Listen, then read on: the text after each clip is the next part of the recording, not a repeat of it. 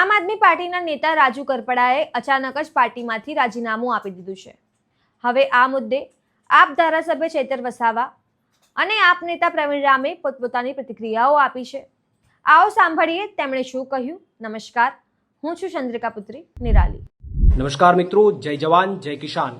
તાજેતરમાં રાજુભાઈ કરપડાના રાજીનામાના સમાચાર સાંભળીને હું વ્યક્તિગત રીતે ખૂબ દુઃખી છું, કારણ કે હળદર મુકામે મેં અને રાજુભાઈ બંનેએ ગુજરાતના ખેડૂતો માટે એક મજબૂત લડાઈ લડી, ગુજરાતના ખેડૂતો માટે એક મજબૂત અવાજ ઉઠાવવાનો મેં બંનેએ પ્રયત્ન કર્યો અને ત્યારબાદ આ ગુજરાતના ખેડૂતોની લડાઈને તોડી નાખવા માટે, ગુજરાતના ખેડૂતોની આ ક્રાંતિને પૂરી કરી દેવા માટે ગુજરાતની આ ભાજપ સરકારે મને અને રાજુભાઈને અને બીજા અન્ય નિર્દોષ ખેડૂતોને ષડયંત્ર કરી અને 108 દિવસ સુધી અમને જેલમાં ગોંધી રાખ્યા, ખોટી રીતે અમને જેલમાં નાખ્યા।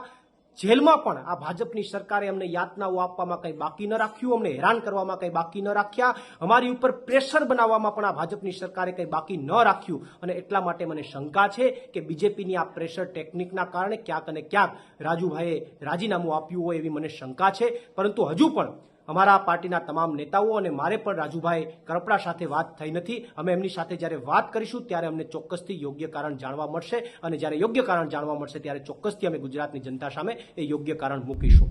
સમાચારના માધ્યમથી મને જાણવા મળ્યું છે રાજુ કરપડાએ આમ આદમી પાર્ટીના તમામ પદ પરથી રાજીનામું આપી દીધું છે।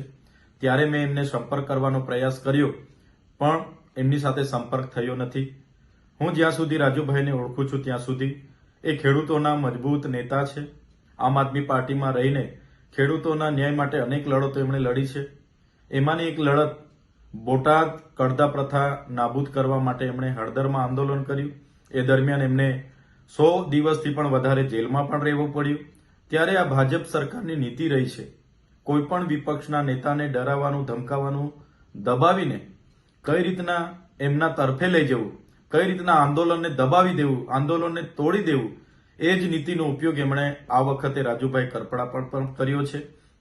જેના વશ થઈને રાજુભાઈ કરપડાએ રાજીનામું ધર્યું હશે એવું મને લાગી રહ્યું છે।